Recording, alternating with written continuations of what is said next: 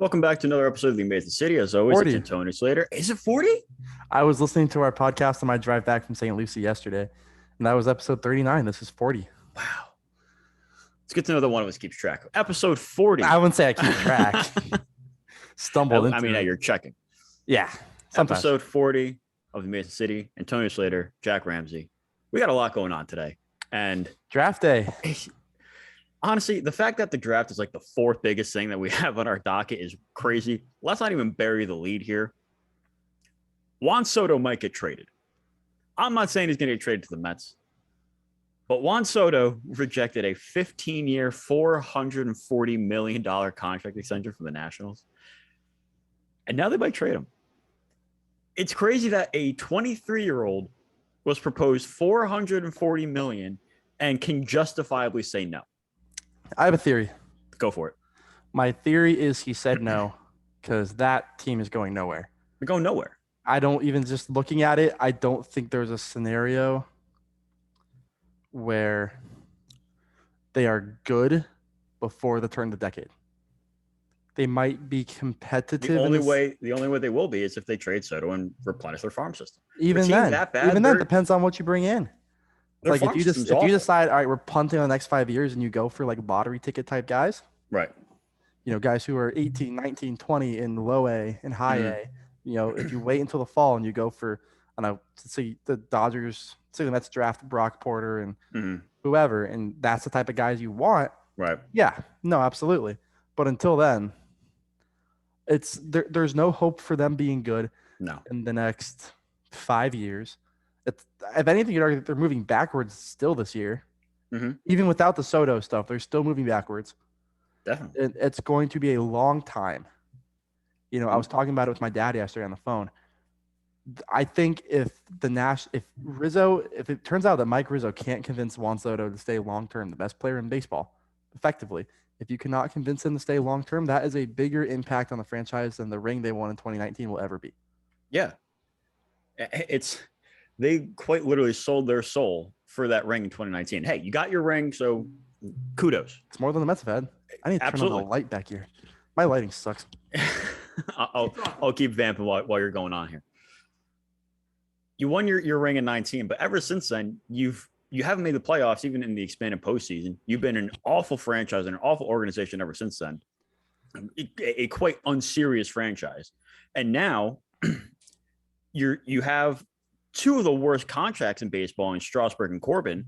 So if you want to trade Josh Bell, if you want to trade Juan Soto, you might have to attach one of those guys. That's going to lessen the return that you get for the face of not just the franchise, but the face of baseball in Juan Soto for the next 15 years. Here's my thing on attaching Strasburg or Corbin to Soto as a team trying to get Soto to lessen your prospect package. There's no inclination, aside from deferments, for the Nationals to move on from either of those. It's not like you're trying to clear money to go make a run at Aaron Judge. Right.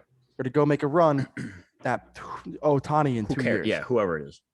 And knowing that the Nationals are preparing to sell. Exactly. That's another. If you're the Lerner family, I don't think it makes a damn bit of difference. You want the best players, especially for Mike Rizzo. You want the best players in return.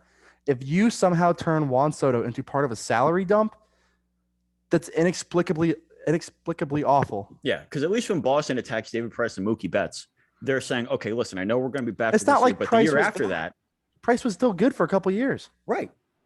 It's pitching some decent innings out of the bullpen for the Dodgers. Patrick Corbin is the worst starting pitcher in baseball. Strasburg can't throw a baseball. Strasburg can't throw an inning without getting hurt again. No, there's no inclination or reason for the Nationals to attach either of those contracts. No. I mean, even just looking at when they try to go all in and keep their core together, you make the wrong choice in picking. Like Rendon has been awful in LA and he's always hurt, but you somehow still made the wrong choice in giving money to Strasburg over Rendon. Yeah, because they got the same contract, right? Effectively. Yeah. I think the end money was the same. Right. Or close enough that it wouldn't make a huge difference. I mean, you pick Corbin, who was good for a couple years, but has fallen off the face of the earth. He had one good year. Harper's an MVP. Yeah. In Philly, in division. Yeah, that's got it is some of the worst general managing you could ever see. Yeah. And now the Nationals are in a spot where they're going to be losing 100 games for a handful of years in a row. Yeah. Especially if they do trade Soto, which even if they don't trade him this year, this is his final year in Washington. I think we can both agree on that.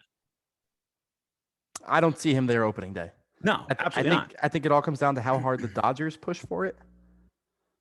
And that's the thing. Like, if a guy like that is going to get traded, it limits it down to a few teams in actuality, because they have to be able to afford a Juan Soto extension.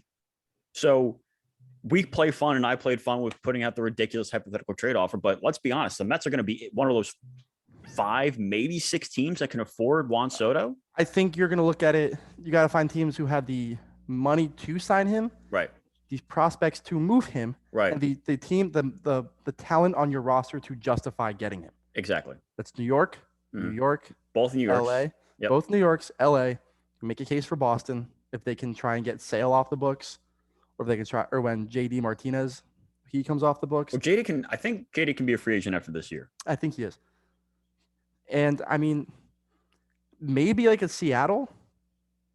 I could see San Fran if they don't get. You could make a legitimate case that the best fit for Juan Soto is the Baltimore Orioles. A young team with they're not going to pay that money. They have $20 million in payroll. You might be able to look. You might be able to give Juan Soto a record deal, and you're still be like $70 million in payroll. You know what? That's a fair point. Because you know what? You have Gunnar Henderson, you have Grayson Rodriguez, you have Adley Rutschman. I think, in my opinion, they still have a deep enough farm system that you can keep 2 of those guys. You can keep 2 of those guys and still be able to get Juan Soto, and then give him record money. Yeah. And you're still a small market payroll. Speaking of keeping guys, I had this one thought as soon as this excuse me. As soon as the whole Juan Soto news came out, I had a thought about the Mets. And obviously, if you're going to get Soto, you're giving up your entire farm system. But the Mets might actually be in a spot where they can get Soto and hold on to Francisco Alvarez. Because think about it. Last year, I don't think so. I understand now, but hold on. Hear me out here. Hear me out. Last year in the Trey Turner-Scherzer deal, they got Keibert Ruiz, who is supposed to be their franchise catcher. If you have your franchise catcher, and I know this isn't the way to think, but if you have your franchise catcher who's already in the big league starting every day, why trade for another franchise catcher who's going to be in the big leagues every day next year? You teach Alvarez first base. You teach Ruiz first base. I don't think there is a package the Mets can give up for Juan Soto that does not start with Francisco Alvarez. It's quite possible. And listen, if you're getting him, fine. Francisco Alvarez is the top prospect in baseball. But if you're getting him, it's justifiable to say, okay, listen, we wanted you here for the next 15 years, but let's face it, we don't know what prospects are going to pan out to be. We know what Juan Soto is. He's the best hitter in baseball. In 2 years, he could be the undeniable best player in baseball. His defense is kind of lackluster, but if he's going to hit 40 average bombs, at worst. Right. He has more walks than strikeouts in his career. Yeah. This is year 4. He's having a down year, and he's having like an 850 OPS. It's 8.9. It was 8.99 yesterday. Was it really? Was it 899? He's hitting like 250, but he still has an OPS over 400. He is Joey Votto with more power. With more power. And the power is so exponentially better. Yeah. It's the hits tool. Yeah. And it's the insane eye. Yeah. He has more walks and strikeouts in his 4-year career. He has like 30-something strikeouts this year. And I think he's 50-something strikeouts this year. And I want to say 75 walks, 76 walks. I mean, if you're the Mets, if you can somehow find a way to do it without Alvarez, beautiful. But if you're looking at a scenario where you go Lindor, Soto, Alonso, Alvarez as your 2 through 5 for like 6 or 7 years, you're winning a ring or 2 or 3. Yeah. Yeah. I mean, they're reportedly looking for a mix of prospects and young talent. I think the Mets have a nice mix to be able to do that. That's what, like, the Mets are, you can in give a good enough spot to do that. The Mets have the best top end farm system in the league. If you're looking objectively the top 20, the Mets probably have the best farm system. So I'm just looking up right now. You have 2 top 20 prospects, and you're bringing in 2 more first-round picks tonight. And we'll get into that in a second. Yeah, we will. We'll get there. We'll dive into all this stuff. You know, I'm chomping at the bit to get in the prospects and drafts. I know, but we couldn't bury the lead here. I'm working the phones right now. I'm sure you are, and I appreciate it, buddy. Juan Soto this year, again, in a down year, has 79 walks. 79 walks, leads baseball, to only 54 strikeouts. That's stupid. What are we doing? He's hitting 250, with a 250 with a 406 on base, and he's slugging 500. That's just stupid, man. He's 23. You've never had a player. And you could pay him pennies next year. You have a player who's never been so young and so good demand a trade like this. Right. Well, he hasn't demanded a trade, but let's face it. If you're turning down 12,440, yeah, you're demanding a trade without demanding a trade. Right. Because if you're turning down $250 million from just because it's coming from Washington, you're demanding a trade. That's $500 million. Sorry, my bad, $500 million. You're demanding a trade without demanding a trade. Yeah, and his comments, I forget if it was before or after the game yesterday, kind of alluded to the fact that he understands how things are playing out. And listen, people want to say, like, how can someone that young turn down that much money? And I get it. Listen, that is beyond life-changing money. It's beyond life-changing. That's setting you, your kids, their kids, their kids, their kids, their kids, and their kids up forever without having to worry about money.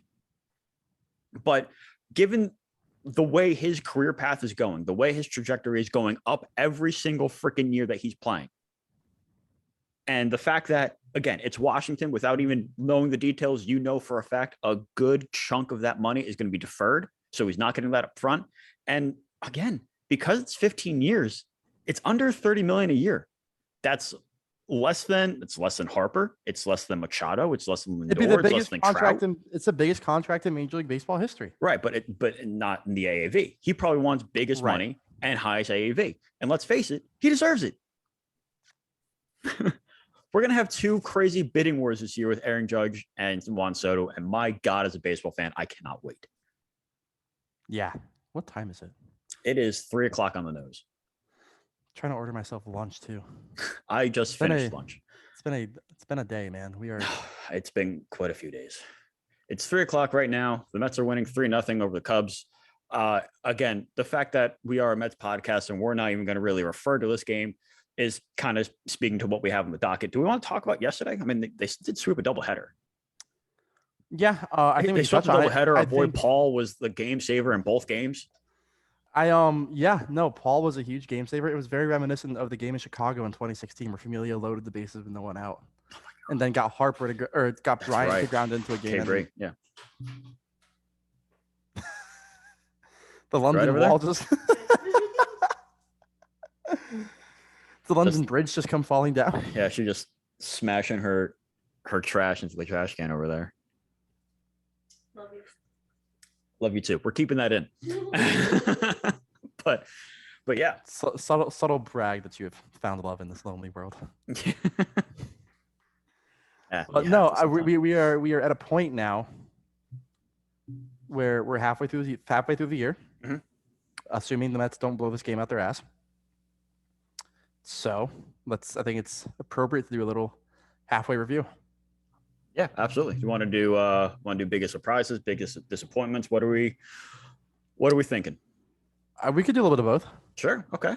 I mean, or we could do one of each. Biggest surprise, biggest disappointment, biggest takeaway. I'll lead off with biggest surprise. I mean, it's tough. I'll actually go two here. It has to be Guillorme and Peterson.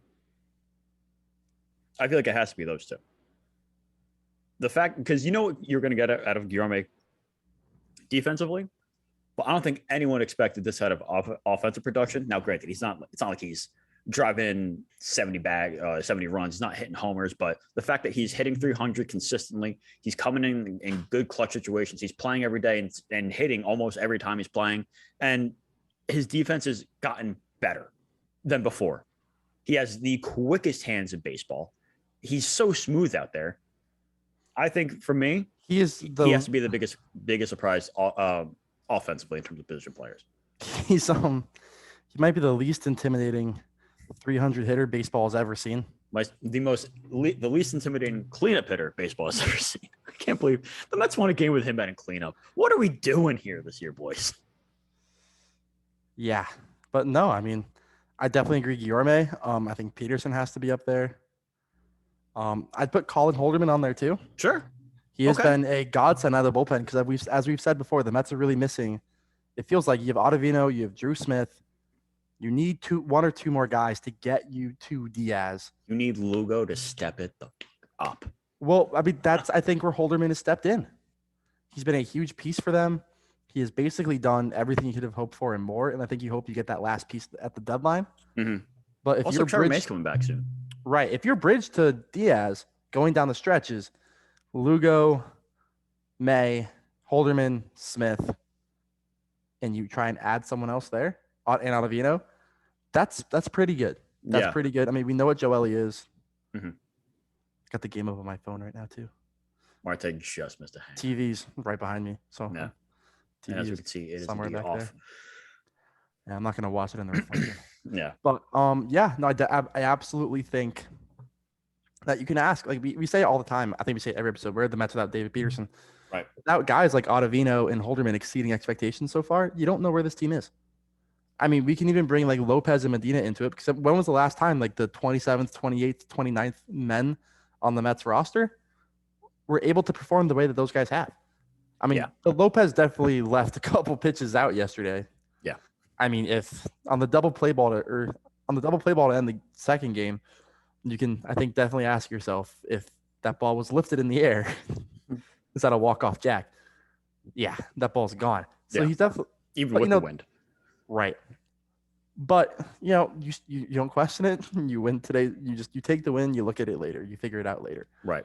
But you can definitely ask yourself, where are the Mets without that type of quality depth? Yeah. I mean, Peterson and Williams fit into that too. Yeah, absolutely. I mean, Peterson, I've said this to a couple of friends before.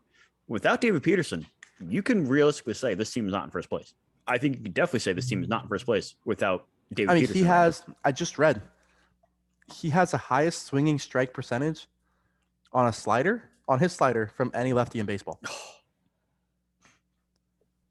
You're ahead of me. Sorry. I won't spoil it. Just missed one. I won't spoil it. Oh, man. Oh, dude. That's in his happy zone, too. Mm-hmm. And he knows it.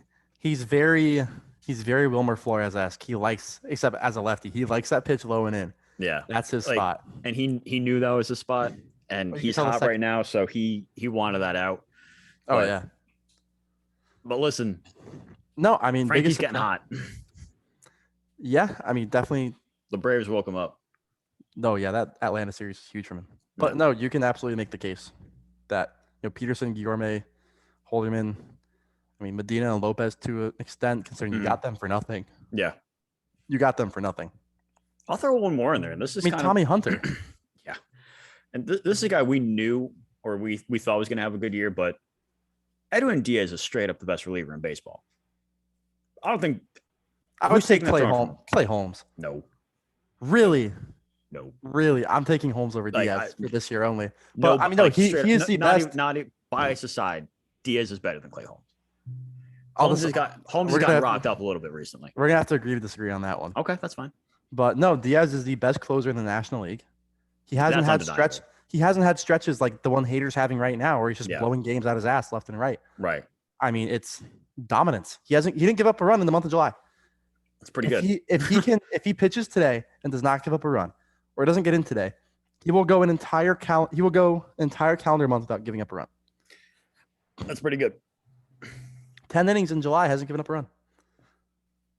Or 10 innings. Been impeccable. 10 appearances since the last time he gave up a run. It's huge. He's been great. And I said in our season preview episode that I thought he's going to get 50 saves, and he's a little behind pace for that, but I mean, still, I think he's on pace for like 40. Right. Even if he gets 40, 42, this is one of the best years from a Mets reliever we've ever seen. Oh, yeah. This will probably, if he stays on this pace, gets 30, 35 saves, striking out half his batters, sub-2 ERA. Yeah. You can make a case it's the best. Absolutely. I mean, you're putting it in the same stratosphere as Familia and Addison Reed 2016, Franco's best years. So there's absolutely a case to be made there. Yeah. Biggest disappointments. Oh, I just got the number on Riley Green's ask. You think about that for a sec. Biggest disappointments. I think it's got to be Lugo. I'm going to disagree because we knew seeing him last year, he wasn't Lugo anymore. I think he's just been more volatile this year. He's been When he blows up, he blows up. Yeah. But when he's locked down, he's locked down. I don't know who's really been a disappointment.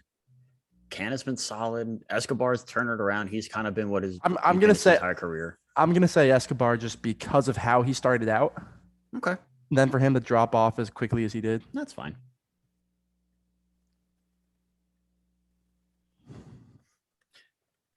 Jesus. Oh my God. Do we want to make it your time to shine? Are you ready to go?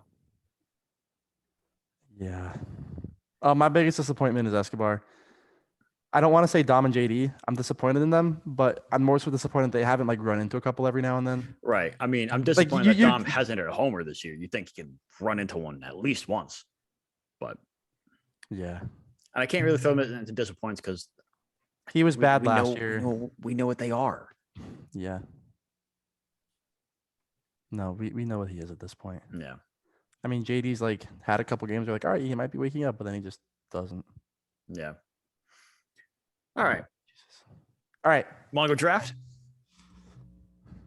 There are some really good best case scenarios for the Mets and some really good worst case. Yep. Best case for the Mets is Riley Green. Elijah Green drops to 11. Mhm. His ask is well over what the Mets slot there would be. Mhm. Not double what their slot is, but not far off. Their slot there is 4.5. So now you explained it to me, but explain to everyone else why is his ask so high? Why is it that a top talent like this is going to fall that far, and why is it Pure going to be talent? near impossible to sign it? Pure talent. He's a top 3 player in the draft, in my opinion. Mhm. Him, Drew Jones, I'd probably throw Tamar Johnson, maybe Cam Collier. But those guys are in the conversation for the top 3 players in the draft. Mhm. When you're in the type of spot where it's increasingly obvious your range is likely 5 to 8, it's like what Carter Stewart did Mhm. with the Braves those years ago. Peterson's dealing right now. You can ask for the moon and the stars because you're walking to a top tier D1 program if you don't get it. Mhm. He's committed to Miami, which is a program as the bright future. He's committed to the Canes, and his ask is exponential. Mhm. It is ginormous. The Mets, according to Prospects Live, have considered just blowing through the pool and incurring every penalty known to man. They will be the most penalized team in baseball history. There is a case for that. There is a possibility for that. The Mets see a scenario where Green falls to them, they meet his ask, and they try and pair him with a cheaper college arm at like, what is Tomas Nido doing? And He's being good. and they try and pair Green with a college arm that would sign for considerably under slot. The numbers on their slot picks tonight for the first round: 4,780 for 11, 4,243. Yeah, it's important to remember that the Mets have 2 first-round picks because they were unable to sign Kumar Rocker, so they were granted the 11th overall pick, and They pick after where they select them, and they have Right. their own pick. Right, and they have their own pick at 14. So the Mets are in a spot where they have $9 million in slot money in their first round tonight. If you have the players there that you like, and the player that you are willing to go over for, you do that. If you can get a college arm, let's say Elijah Green's number is $8 million. Not saying that is his number. I know what it is. I'm not at liberty to say what it is. Mhm. Let's say his number is $8 million. You meet that. You're automatically a little more than $3 million over slot already. Right. If you can find a college arm to sign for, let's say, $2 million at 14, you're walking that down to $1 million over slot, which is much easier to play with. Right. It makes it a lot easier. The pool money isn't the only set money you have to spend. You can go over, Sure. but penalties incur, same as free agency with the luxury tax. That's why the Mets were so hesitant after the lockout, after the 4th tier was added in, because you don't want to. If the right situation presents itself, you do. Right. But it's not something you plan like, all right, this year we're going balls to the wall. If the guy isn't there, you have to see how the board shakes up. Yeah. Like, Green might go 1-1 tonight. You Right. don't know. He won't, but He won't, but he could. sure. I mean, the thing is, the top of this year's class is loaded with prep talent. Yeah. I think Henry Davis went 1-1 last year. Mhm. Casey Mize went 1-1. A lot of times you see the college guys with reasonable asks go 1-1. Adley Rushman. These guys that are at slot, a little under, a little over. So, but when you have that prep talent, who can walk to high-tier D1 programs, you can bump your ask up that much more. Right. Because you know what? Let's say where Jack Leiter went in the first round to the Yankees. I think he might have been a competitive balance pick. Mhm. Didn't sign, walked to Vanderbilt, went 1-1, 1-2 last year. Yeah. 1-2, 1-4, one of those. I think it was 1-2. But you have the ability to be able, if you're the Mets, to go over slot. Right. I think the Mets are comfortable incurring penalties. It sounds like they are. Obviously, because the penalties come down to tax money and then the loss of future picks. You don't want to hamper yourself in future drafts. You don't want to set yourself behind unless it's absolutely 100% worth it. Now I forget, and this is going to tie into the whole draft thing. In the new CBA, did they agree to be able to trade draft picks in the future, or is that off the table? I forget. You can trade competitive balance picks. Okay. That's always been there, but not actual first round. Like, you can't trade 1-1 overall for Juan Soto. Yeah, you can't include a first round pick. Okay, we saw a couple weeks ago with the Braves and the Royals. Yeah, with Drew Waters, is that his name? Yeah. Yeah. So things like that have always been around. But so I think a guy like Green is definitely a risk. Mm-hmm. No, it's because if you have that pick 2 years in a row, go unsigned.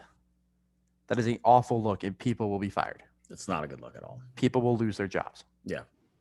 And we like the people here. We like the people in this organization. They run this organization very well. I personally know the people that run the draft for the Mets. They're great guys. I know you do, yeah. They've been at this for 12 to 10, 15 years. Yeah. They know what they're doing. By first round standards, the Mets hit almost every pick. They actually have a pretty good success. They have Caccini's probably the one guy they haven't hit on. Kevin Pilecki is a serviceable MLB backup catcher. Sure. David Peterson is shoving in the major leagues right now. Mm-hmm. The Mets hit on their high-end picks. Brandon Nimmo, Michael Conforto, PCA. You have these guys, Brett Beatty. You have these guys they hit on year in, year out. It's honestly pretty uncanny. Their ability to consistently, a lot of teams will boom on a couple guys and then bust on a couple guys. The Mets consistently are churning out legitimate major league players with their first round picks. David Peterson is disgusting. And David Peterson was not necessarily an afterthought in that draft, but that was very much the Mets and their college arm. Right, their non-desire to go with a prep arm, and people are like, okay, I don't know, one of these years he'll do it. Peterson's been great. Yeah. So this is a guy that we were just including in pretty much every trade talk in the offseason because it's just he's not going to be needed. We think nobody is. Jeremy Hefner comes into play again. And again, give this guy the damn Nobel Peace Prize at this point. He's another reason why the Mets are in first place. Jeremy Hefner. Oh, he's making David Peterson look like an absolute monster. We talk about this all the time. Every time. week. The pitching infrastructure the Mets have is great. Yeah. I reported it in the summer when it happened. There were agents and players that negotiated their way down to the Mets to be able to get involved in their pitching infrastructure. I believe it. I reported that Mike Vassell was one of them. Mm-hmm.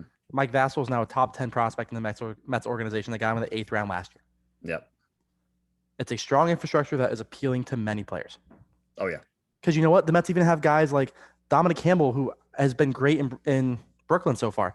Carson Seymour went 25 innings of 1 run allowed. Keyshawn Askew has been pitching great.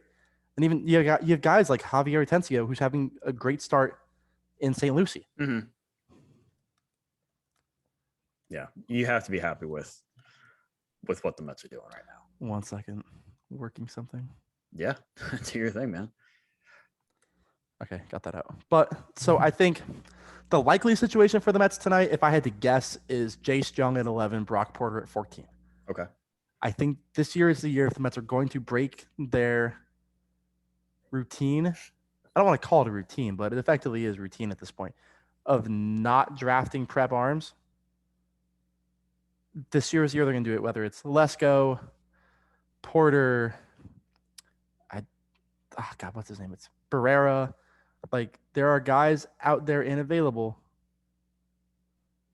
for the Mets to break this stretch with. Mm-hmm. And this year would be the year. I think a very likely scenario is Jace Jung falls in their laps at 11. There is chatter there. That is real.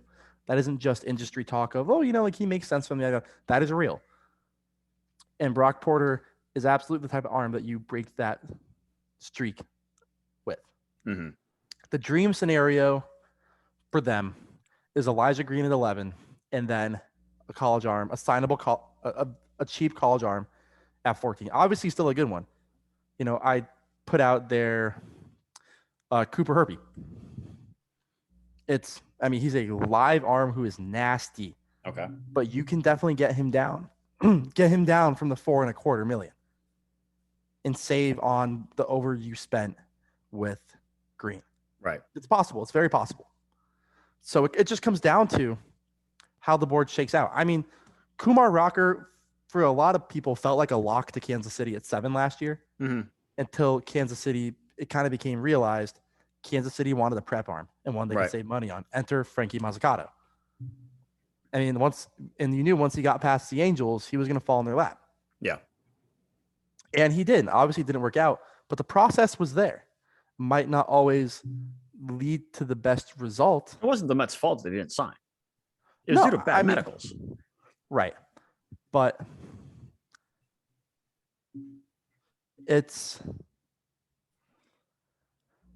I think if you're the Mets and you sell your soul for one outcome tonight, it is Elijah Green at 11. Right. And a name like a Cooper Herpy or even like a Carson Wisenhunt.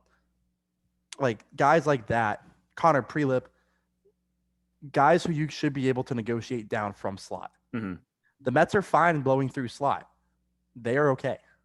They're fine doing that. It's obviously not always a goal. Yeah. Put yourself in the best position possible. I mean, it's like the same thing with luxury tax. The Mets are on pace to win 100 games after not going through that fourth luxury tax. Right. They knew what they were doing, which made Twitter GMs look stupid. Right.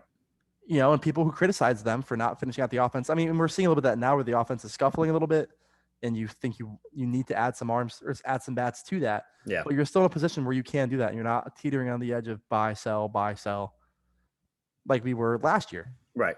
Right. You very much know your buyers.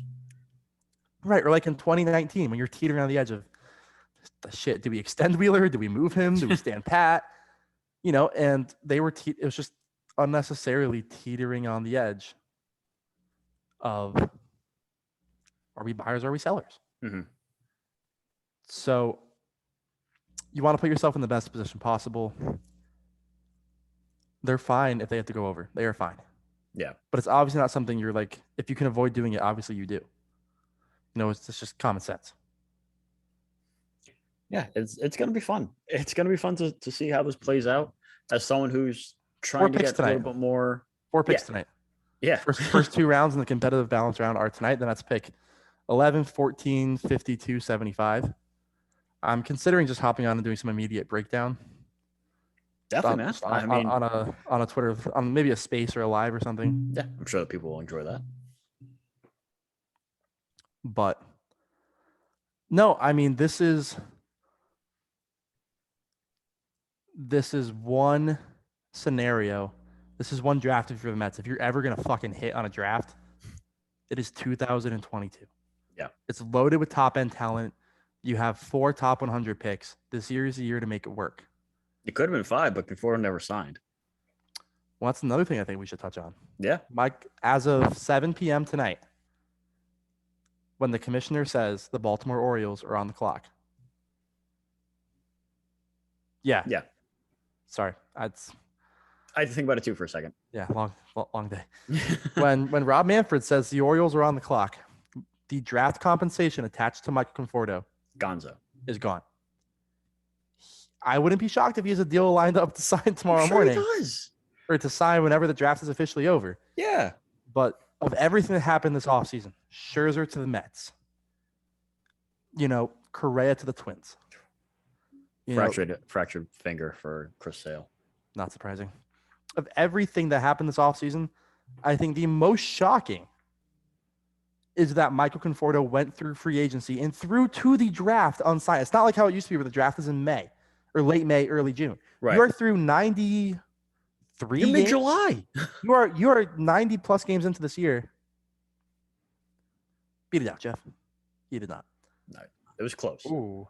But you are 90 plus games into the year, and Michael Conforto is unsigned. Yeah. And I get it. He had the injury thing and Injury, down year, high right. app. I get it. Boris is his agent, so he's not going to go down at all. But it's still shocking that someone that with that much talent Did you see Keith Hernandez's tweet is unsigned. No, I didn't. about the double steal? No. Embarrassingly stupid play by Cubs shortstop on successful double steal. I won't go into detail. Go see for yourself. What a great guy. We love Keith. God bless that man. He was out by an eyelash. Holy hell. But yeah, I mean, No, if there's ever a year that you're going to get into the draft, this is the one.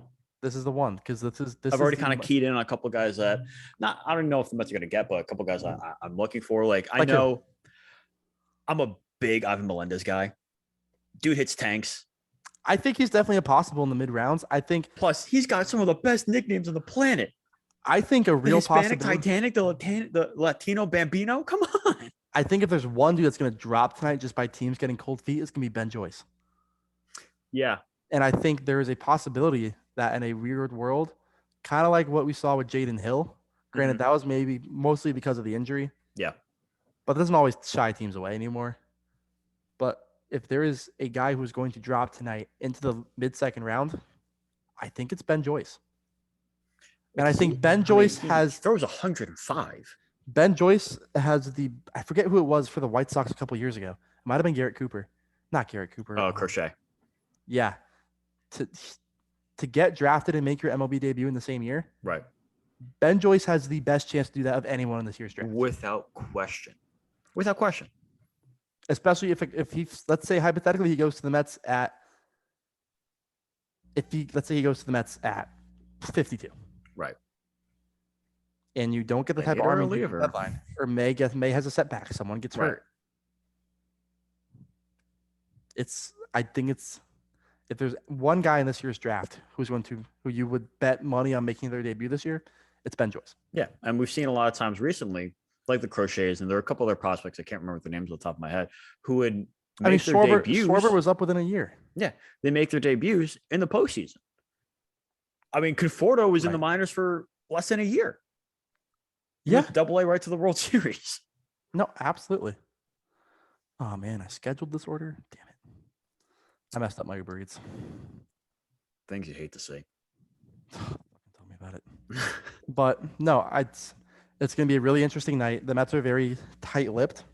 But the nice thing about the draft is there's a lot of different ways to get a lot of different information. Of course. But I think the big thing to watch for tonight is, we all know NBA draft day, NFL draft day, they're crazy. Mm-hmm. MLB draft day is equally as crazy. I mean, I remember I saw a mock a month ago that Zach Nato from Campbell, power hitting shortstop, was mocked to the Mets at 11. I was like, really? That feels like a reach. I heard he might go at 4 tonight. Wow. I mean, Tremar Johnson came into the year as a clear-cut number 1. People are like, well, if Drew Jones continues to progress, has a good year, whatever. Latest mock from Keith Law had Tremar Johnson going 6. So he's another guy that could possibly continue to fall. I think the biggest name to watch tonight to fall is obviously Elijah Green. I mean, I think everyone in draft circles would tell you that. I mean, Green's he's an IMG guy. Right. I mean, baseball powerhouse, South Florida. Mark Vientos, IMG. Mm-hmm. That is a powerhouse. Sure. I just think if you want to talk college names, most likely to keep an eye on, Jace Jung. There's a lot of chatter there. Daniel Susak is probably the best college bat in the draft. but no one's really sure where he profiles long term defensively. And it's not like when the Mets drafted Beatty and you're like, I don't know, first base, third base, corner, outfield, like what's going on. Mm-hmm. It's more so, he's already 21, turning 22. You don't know, how quickly. He obviously the DH helps, but I mean, other names I was told to keep an eye on for the Mets: Robbie Snelling, McQueen High School in Nevada. Paul, holy hell!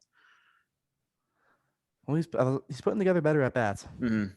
It's good signs. But I really think, and I hate to cut you off and not fully change the topic, but that Atlanta series kind of woke this team up a little bit because they're not scoring a bunch of runs, but they're playing some clean baseball again. They sputtered a little bit. They're doing this whole like win-loss. But now, ever since the beginning of that Atlanta series, the at-bats have been better. The pitching has been phenomenal. The defense has been so damn crisp and clean. It makes me want to cry. You have guys like Canna, Nimmo, and Escobar putting together like 15 pitch at-bats. You're sweeping double headers. You're about to take a four-game sweep of a lesser team, but still a team that you should take advantage of. And like that Atlanta series really, really kind of opened some eyes a little bit in a way. Like you held Olsen to just the 2 home runs, and they're both solo shots. That's right. Fine. That's not going to do damage. Dansby Swanson didn't get a hit. You held Acuna to like 3 hits the entire series. Riley only had a couple hits in the series. Duvall, I think, went hitless. Michael Harris went hitless. They held a lot of these bats at bay. The one that did the most damage was Eddie Rosario, and he played 2 games. That was a tremendous job by this Mets team. Taking 2 out of 3, my God, that was huge. No, I mean, that game 3 was a massive game for them because I don't think you can go into Atlanta, win game 1, then lose your next 2. That's a huge blow, especially because it's not easy to go into Wrigley and win games. But if you go in there already defeated mentally, but to win that game is huge. Especially, it's not like they squeaked out a victory. Like that was a big win. Yeah. Oh yeah. How do I spell this last name? That's a really, really weird way to spell Wisenhunt. Like Ken Wisenhunt? Wisenhunt. The WHIS threw me off. Yeah. It's usually WIES or WEIS. Mm-hmm. And then I'm still shocked that this team hasn't made a trade. Especially facing Chicago. I'm not saying they would have gotten Contreras in the series, but David Robertson, anyone? No. Look pretty good. Hang around Chicago for a couple days. Yeah. Keep Epler in Chicago and just lock the door until David Robertson's in orange and blue. He's been great. Yeah. What else? I mean, we still have All-Star game. Pete's in the home run derby again. McNeil's in the All-Star. Jeff McNeil starting second baseman. Yeah. I think this is probably the best spot the Mets have been in going into an All-Star break since 2006. Yeah. 16 years. Yeah. It's the best spot they've been in going into a break in 16 years. Yeah. Like last year, you felt good about where you're at. But at this point last year, you were very much on a decline. Right. And the word you and I throw out all the time when we talk about the 2021 Mets, complacent. Yeah. They were complacent.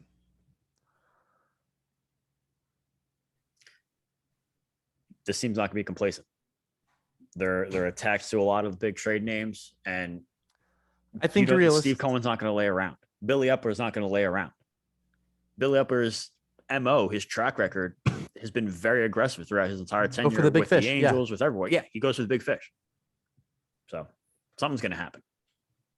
I wouldn't be shocked. I think they probably want to see how the draft shakes out. If you're able to bring in an influx of pitching, you're more open to trading a guy like a Joel Diaz, Mike Vassell.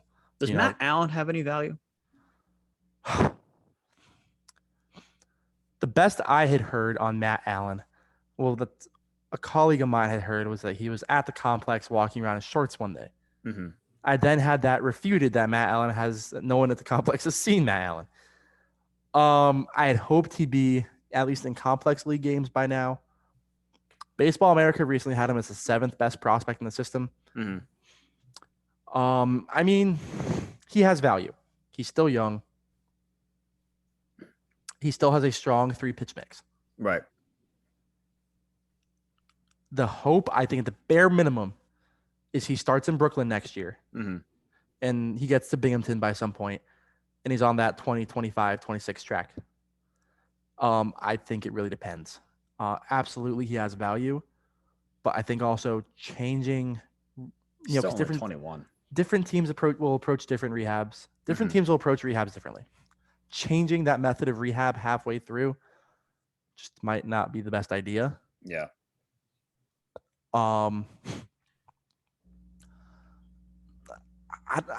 It's weird, man. It's really weird. He's only pitched 10 innings in his entire career. That was in 2019. Yeah, I mean, the upside is still nuts, but it's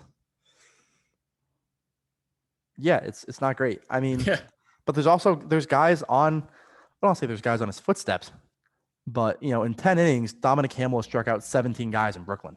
Mm-hmm. He has had a great year. Calvin Ziegler's shut down right now, but in 35 innings so far in St. Lucie, he's got 57 Ks. Pretty good. Yeah, I mean, Joel Diaz has really started to turn around in St. Lucie.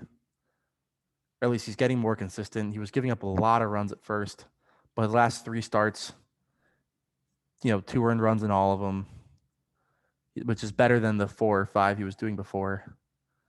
I mean, like when you go down to Mike Vassell, I mean, 4th round pick or 8th round pick for the Mets last year. He's struggling a little bit in Brooklyn, but 39 Ks and 28.1 innings after having 37 Ks and 35 innings in St. Lucie. He was a big prospect coming out of high school, but he had a big shoulder injury. And he, like I said before, he worked his way down to the Mets in the draft. So I mean, the Mets have. I was saying to someone online earlier.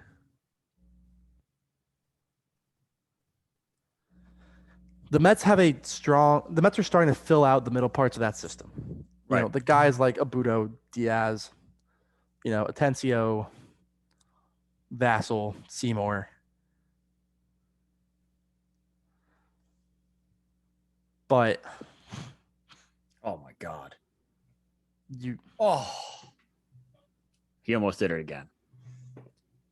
Escobar almost did it again. Oh, Pete.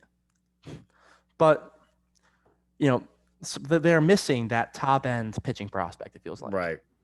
You have guys who can be a 3, a 4, a 5. You have several of them. Hamill, Ziegler, Vassell, Budo, Seymour, Tencio, Diaz. Like, you have those guys. But it's just trying to... He beat it out anyway. Yeah, he would have been safe. It's hard to say it's, it feels like they're missing that top end starting pitcher, which I think this year, if you add a Brock Porter or a Dylan Lesko to that mix, you're in a good spot. You're in a good spot. And again, I mean, I hate to kind of like put this all full circle. And if you circle back to Juan Soto, I'm leaving this call. So then I'll just stop talking. Yeah. They, someone asked me if they'd approach it NBA style and like ask Rizzo what theoretically they would want from this draft. Right. That's just not, the Dodgers can just be like, you know what? Here's Lux. Here's Bellinger. Here's our top 3 prospects. Let me know when you're ready. Yeah. Because that gets it done. That gets it done. And we know the Dodgers don't give a damn about luxury tax. No, or the prospect price. They care less than the Mets do. Exactly.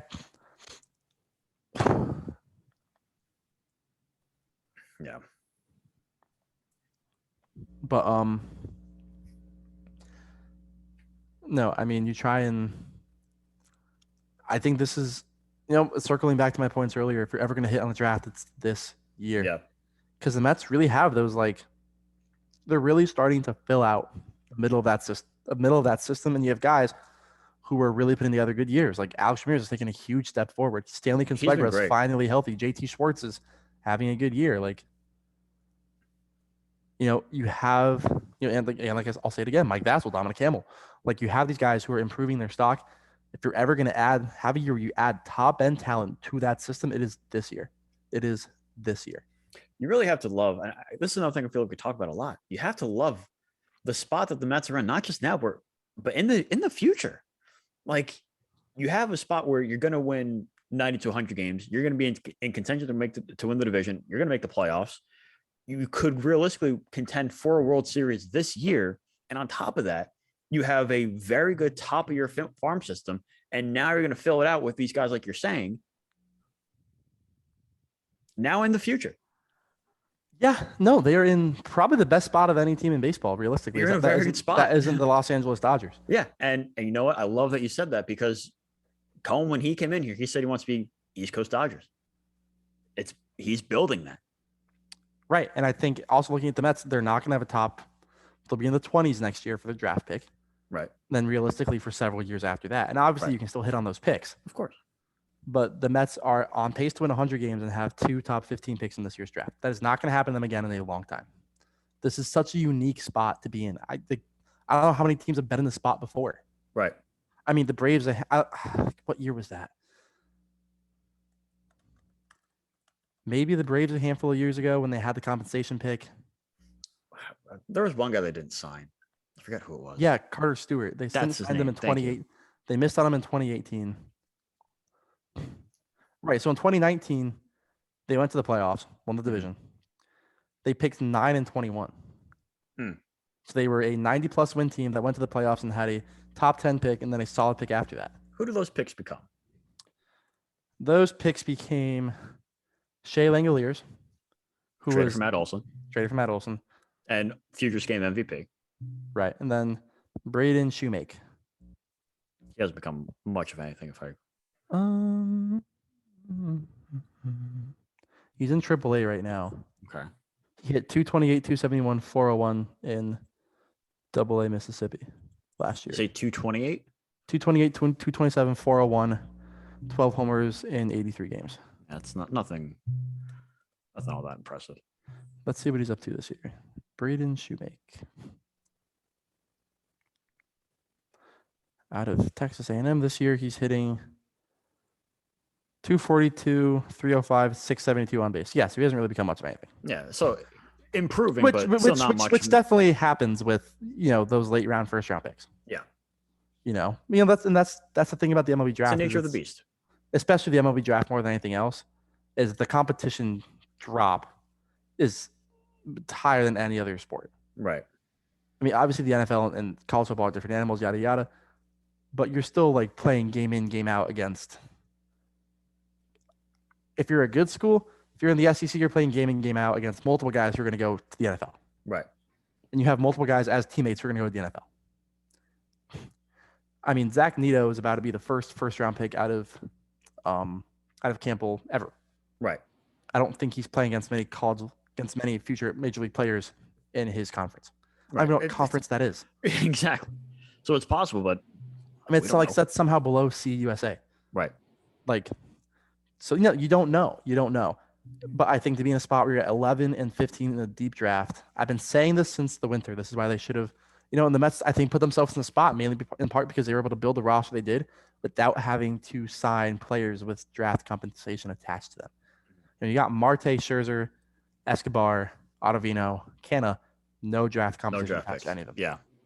So they did a phenomenal job doing that. And now because of that, they're in the spot where they're going to win this year and add guys that are going to extend that window. So when Marte's contract is up, when Canna's contract is up, when Escobar's contract is up, I mean, you added top-level talent and turned yourself from a 77-game winner into probably a 100-game winner. Mm-hmm. You didn't move any major prospects. You didn't give up any draft picks. The biggest prospect you gave up was Ginn. Right. Who we liked as a prospect, but he was a top 10 guy. Yeah. But there were definitely questions about what his profile was. Mm-hmm. I mean, looking at him right now, he's on the injured list. Yeah. Who was the other one that was in that deal? Oh God. The hell's his name? Aller. Adam Aller. Adam Aller. Yeah, in 16 innings this year, JT Ginn has 23 strikeouts, a 6.48 ERA, and a 1.38 WHIP. So bad. He's hurt and he hasn't been good. Yeah. And Chris Ollie's Bassett- been up and down. Right. Ollie's been a quad A type guy for a 100-loss team. So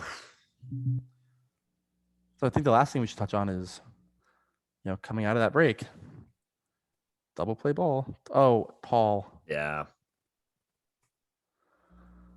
Not great. All right, coming out of the break. Coming out of the break, you are likely lining up Grom Scherzer games 1 and 2. Probably Yeah, you Taijuan are. Walker. I mean, if you're lining up, you're probably throwing Taijuan Walker game 3. I think so. Probably. Either him or Bassett. I think it depends on how much rest they want to give Bassett and Carrasco, because those are both guys who haven't thrown complete seasons in a long time. Yeah. I don't think Bassett ever has. I think the only thing that'll affect that is if Walker. No, he didn't get to the All-Star game. Never mind. If Walker gets added to the All-Star game and pitches in it, he probably gets pushed back to game 1 of the Yankee series. Right. But I mean, I'm not too worried about lining up pitchers for the Yankee series or whatever, just because how the way it's going to play out. You got to win in your league. Right. Games against the Padres matter infinitely more than games against the Yankees. Without question. If the Mets fall out of first place, you're now looking at the wild card with the Padres. Right. So that's absolutely 10 times more important. Yeah. So you line it up. I think they'll probably go Scherzer 1, DeGrom 2. I think it's really Bassett, Walker 3. They might just let DeGrom pick when he pitches whenever he feels is best for his arm. You kidding me? I mean, looking at it right now, the Mets can win this game. I don't know what the Braves score is. Last I checked, it was 6-3 Nationals. So let's say the Mets win this game. Braves, just based on scores right now, Mets win, Braves lose. The Mets go in 3.5 up to the break. Mm-hmm. Your wild card picture with the fact that the Dodgers are now back to 10 games in first place. You have the 52 and 41. You have Atlanta wild card 1, San Diego wild card 2, St. Louis wild card 3, with seemingly the only 2 real competitors to that being San Francisco and Philadelphia. Mm-hmm. Miami's 5 out, and not even really the spot to add anywhere, just because all their really bad spots are being taken up by big contracts. Right. So if anything, they're going to move a Joey Wendell or a Jacob Stallings. Wendell can get a decent return. Yeah. I'm a big fan of Joey Wendell. He plays every position, but no, he'll get a good return.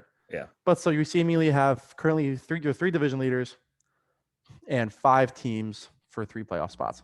Right. The games with the Padres absolutely matter. And you are 10 times more inclined to schedule for that, to line up for that series than you are to line up for the Yankee series. I'm not saying those games don't matter. Every game matters. Right. Especially in a division race this close. If you're really hooked on, got to beat the Yankees, crosstown rivalry, you're just not looking at the situation they are looking at as a whole. Right. Yeah. It's the Padres series is by and large infinitely more important. Right. Also, just looking at the Braves schedule at that time, I looked ahead at this yesterday. When the Mets are playing the Yankees, the Braves are playing Philly. So hopefully the Mets losses from that series kind of even out, and Philly can at least win a game or 2 from there. So right. So you don't lose that much ground. Yeah. That's only 2 games with the Mets and Yankees. Is it only 2? I thought it was 3. I think it's only 2. Oh. I'll double check.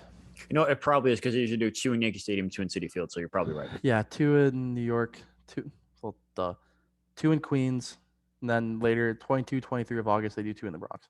Okay. That road series is Atlanta, Philly, Bronx. That's important. That's key. Yeah. That's all I got, man. Yeah. I mean,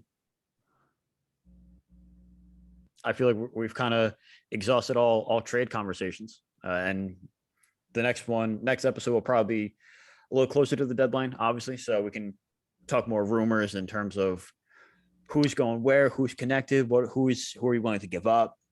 Yeah. Are you still standing pat? I'll ask you one trade question. Brian Reynolds will not be back until after the trade deadline. Does that affect your thought at all? I mean, yeah. Because you said the Mets will end up with Brian Reynolds and David Bednar. I think it does, just because if he's out that long, if he's out till after then, yes, it does. Yeah. I don't know how long. I would say the most gone, but I would say the most realistic look I mean, I think you have to add an outfielder who can hit right-handed pitching. So I was looking into Yeah. it today. Mark Canha is brutal against right-handers. Or sorry, brutal against left-handers. Right. You need to add an outfielder who can hit left-handed pitching. So is your top guy like a Josh Bell? No, he's not an outfielder. I mean, he could play outfield, not well, but I'm not doing that. Not if you need an out, maybe he's a DH. I'm still obviously open to that. sure. But I don't think you add him with the intention of playing him in the outfield, especially given how good the Mets defense has been. Yeah. I think your best bet is it just sucks because there's not a deep outfield market. I mean, you could always shift McNeil to the outfield. Let's say you add a Brandon Drury. Right. You stick Drury at third, Guillorme at second, McNeil in the outfield, and you work Escobar in third base, second base, out DH. Yeah. Because I don't think Escobar's at a point. I don't think Escobar's at a point now where you can still justify running him out there every day, no questions asked. Mm-hmm. Okay. Escobar is currently a spot where you can add someone over him. Sure. I was talking about it the other day, like I was talking about it also with my dad yesterday. Like Canha and Escobar are going to be deals that are going to be easily be able to flip this offseason if better opportunities present themselves for the Mets. Right. But yeah, I mean that'll be next episode for sure. Hopefully by then we'll have some legitimate rumors. I mean today is if we're actually good on recording the days we say we'll record on. Right. I have next Sunday off. I'm not doing anything. I have no idea my schedule. I have it, but I can't remember my schedule for anything, man. We can pencil next Sunday in. Yeah, we'll figure it out. And even I'm mostly working nights, so yeah. I'll just say keep an eye on my Twitter. I'm finding out more stuff as the day goes on. Yeah, these next few weeks is typically when your follower count and our follower count typically go sky high because you're figuring out the information. We're tweeting stuff out, so definitely keep an eye out. I was trying to keep an eye out on tonight. Yeah, tonight's gonna be a fun one. Well, it's not to brag, but I knew exactly what was happening last year, and no one believed me. And then I was right, and people were like, "Oh my god, fucking!" Yeah, it's almost like your sources are reliable. It's crazy. The biggest thing that pissed me off was actually the Kevin Gausman stuff because I was all over that. I said unless something changes, the Mets will have the top offer for Gausman, which they did. The Mets had the top offer for Gausman, unless anything changed. It was Mets Mariners in on him. Blue Jays missed out on bringing Simeon back, pivoted to pitching instead, traded for hitting. Right. They were going to sign pitching, trade for hitting. Right. Traded for Chapman, sign Gausman. Right. I was right, but the 12-year-olds didn't want to believe me. And again, you got beat out on the Baez news by mere seconds. Fucking Ken Rosenthal too. I'm literally sitting there. I'm friends with Jason Stark. I'm texting him like, "Hey man, like, I'm about like I'm getting something like," and he's like, "Hey man, like he's like, if you really trust it, go with it." I tweet it 20 seconds before Ken Rosenthal has me. But I'm in tune with what's going on in St. Lucie. Yeah, I'm in tune with what's going on down there. Like, I'm just gonna say for tonight, trust this guy. All right. I know he's a college kid, but trust him when he tweets stuff out. Last year, I had to go run into the bathroom at work to draft that they were taking Kumar Rocker. Right. Because I think the Angels had 9. After the Angels drafted at 9, someone texted me and said it's Rocker. So I sprinted to the bathroom like I was about to be diarrheal or something. Yeah. And just got that tweet out. But since we're not doing hot takes today, since we have no hot takes for the break, nothing to do. Unless what's the hot take? Oh, Pete's gonna win the home run derby. Cool. Yeah. My hot take. McNeil's gonna get a hit. My hot take for tonight, this is not a prediction. This is not sourced or anything. Just prefacing that, is Elijah Green falls to the Mets at 11. Okay. I will say the Mets take Elijah Green and pair him with Carson Whisenhunt, Connor Prelip, Cooper Herpy. You talk a lot about Porter as well. I don't think they'd be able to do that because Porter might command a little overslot. Okay. Just given what his talent is. I think if they don't get Green at 11, there's a really good scenario where they go Jung or the Lauder or just a college bat at 11 and go with Porter or Lesko or Barrera at 14.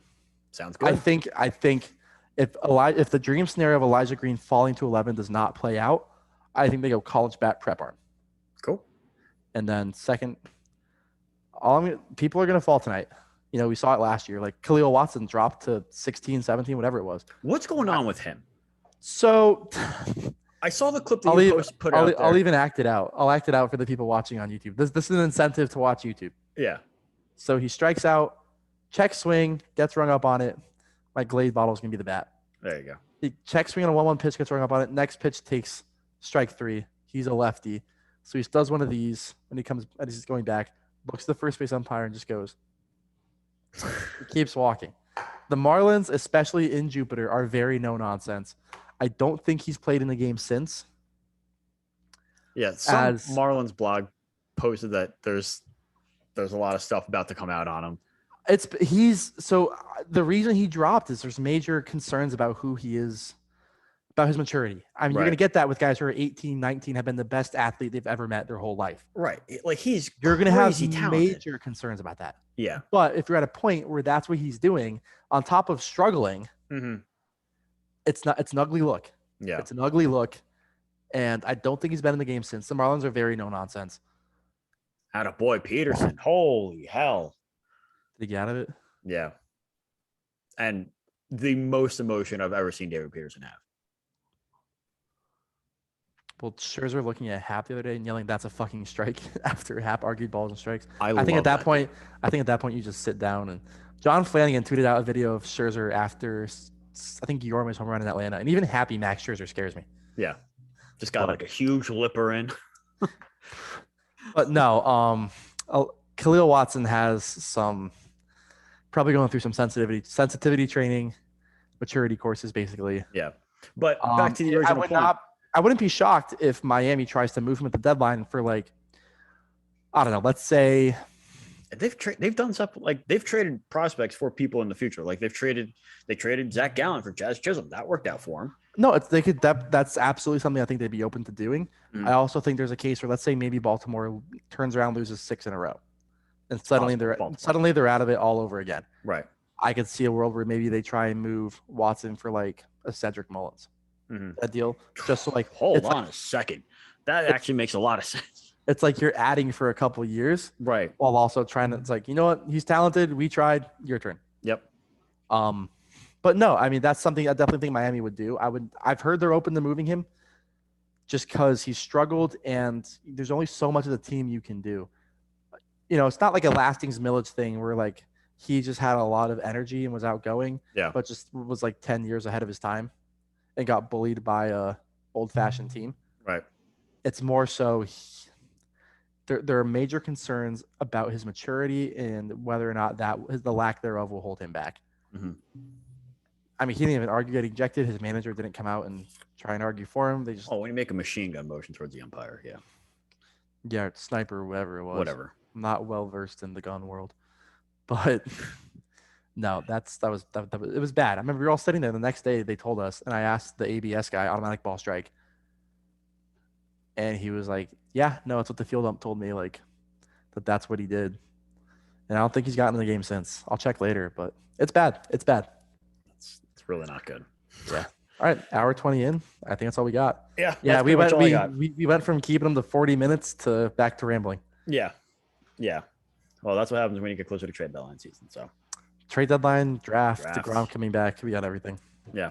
That's all I got, man. Yeah, no, I got nothing. I got nothing else. That's my hot take for tonight. Elijah Green mixed with a college arm is what the Mets do at 11 and 14. All right. I got nothing because I don't know much about the drafts. Elijah Green is the best outfield prospect in this draft that is not Drew Jones. Right. Yeah. He is a organizational changer. Yeah. Automatic top 100 guy. All right. This is the year, man. If you're going to do it, it's this year. All right. As always, make sure to follow us on Twitter, Antonio Slater, Jack W. Ramsey. Follow the podcast on Twitter at The Mid City. Subscribe on YouTube. The link will be all over the place. Hopefully the Mets pull out this win, go into the break with a potentially a 3.5 game lead in the division. And as always, LFGM.